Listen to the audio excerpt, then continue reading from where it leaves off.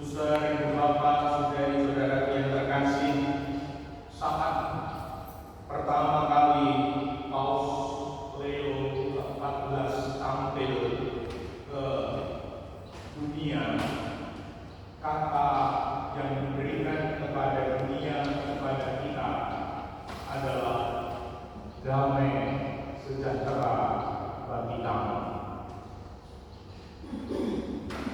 Dan ini dalam banget. Dan hari ini kita mendengarkan itu, di mana Tuhan berkata, damai sejahtera tinggalkan kepadamu, damai sejahtera kuberikan kepadamu. Dan apa yang diberikan tidak seperti yang diberikan dunia kepadamu. Kira-kira mengapa Paus Leo ke-14 mengatakan itu? Apakah dunia lalu tidak damai? Apakah kita lalu tidak damai? Mungkin benar. Peristiwa kecil. Kemarin ada seorang teman dari daerah Semarang Selatan sana. Romo, apakah di tahun jubileum ini kita harus berziarah 9 tempat dan harus punya paspor? Saya sedikit dan cukup mengenal beliau. Dia orang yang bertekun dalam imannya, rajin ke gereja. Tapi mengapa menanyakan ini?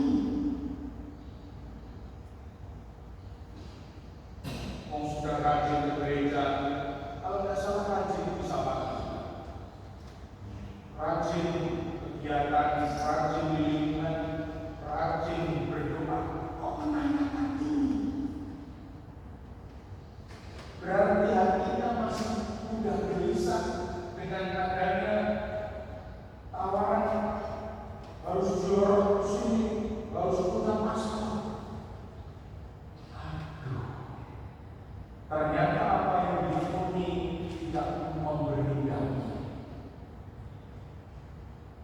Masih mudah gelisah, masih mudah bingung hidup dengan situasi sekitar. Maka kalau Paulus mengatakan damai sejahtera, dan hari ini Tuhan mengatakan damai sejahteraku, mungkin benar bahwa dunia masih merasa damai sejahtera dunia yang memberi damai. Maka di sini ada satu kata yang berbeda, damai sejahteraku kuberikan kepadamu. Ternyata masih banyak yang mencoba menggali, menemukan damai sejahtera dunia, sehingga mudah gelisah, mudah khawatir dengan situasi yang kemudian berbeda, hanya karena paspor, hanya karena harus ziarah 9 tempat. Kalau aku selalu banget, ketika ibunya, bapaknya cukup punya berada, lalu dia diajak ke ziarah ke sini ke situ, mama, papa, kamu kayak gitu. Dan apa? Yerusalem yang ada di gereja-gereja dekat kita itu tidak perlu jauh-jauh. Kalau mama, papa punya uang, berikan pada mereka yang miskin. Seorang muda sekali atau aktivis tidak perlu jauh-jauh mencari Tuhan itu.